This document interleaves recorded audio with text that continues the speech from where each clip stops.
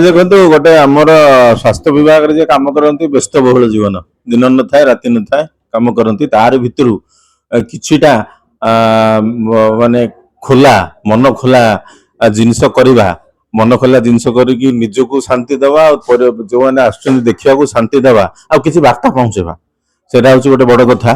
ଆଉ ତାରି ଭିତରୁ ସମୟ ବାହାର କରି ସମସ୍ତେ ଏଟାକୁ କରିବାକୁ ଯାଉଛନ୍ତି ଗୋଟେ ନାଟକ ଭାବୁଛି ନିଶ୍ଚୟ ଭାବରେ ଆଦୃତ ହବ ଯିବ ଗୋଟେ ସାମାଜିକ ବାର୍ତ୍ତା ନିଶ୍ଚୟ ଅଛି। ସ୍ୱାସ୍ଥ୍ୟ ବିଭାଗର ଗୋଟେ ନିଶ୍ଚୟ ଭାବରେ ଗୋଟେ ସାମାଜିକ ବାର୍ତ୍ତା ଅଛି ସମସ୍ତେ ବହୁତ ଚେଷ୍ଟା କରିଛନ୍ତି ଭାବୁଛି ସମସ୍ତଙ୍କ ଦ୍ୱାରା ଆଦୃତ ହବ। এটা ଆମର ସ୍ୱାସ୍ଥ୍ୟ କଳା ପରିଷଦ ତରଫରୁ ପ୍ରତି 2 ବର୍ଷରେ ଥରେ ଗୋଟେ ନାଟକ ମଞ୍ଚସ୍ଥ ହୁଏ। ଏଥିରେ ଆମର ଅଫିସର କିଛି ଅବସର ସମୟ ବାହାର କରି ଆମର ରିହର୍ସାଲ କରାହୁଏ। ରିହର୍ସାଲ ପରେ ନାଟକ ମଞ୍ଚସ୍ଥ କରୁ ଆଉ ଏଇଟା ପ୍ରତି 2 ବର୍ଷରେ ଥରେ ହୁଏ। ଚାକିରିର ଆମର ଯେଉଁ ମ୍ୟାନେଜମେଣ୍ଟ ଟାଇମରୁ ବାହାରକୁ ଆସୁଛନ୍ତି ନିଶ୍ଚିତ ଭାବରେ ତାଙ୍କୁ ଗୋଟେ ଅଲଗା ଫିଲିଂ ଆସିବ। ନିଶ୍ଚିତ ଭାବରେ ସମସ୍ତେ ଆମର ନାଟକକୁ ଉପଭୋଗ କରି ତାର ଭିତରୁ ଶିକ୍ଷା ନେବେ ଏବଂ କାର୍ଯ୍ୟବହୁଳ ସମୟରେ ବି ସମୟ ଦେଇ ନିଶ୍ଚିତ ଭାବରେ ଏହି ନାଟକକୁ ଉପଭୋଗ କରିବେ।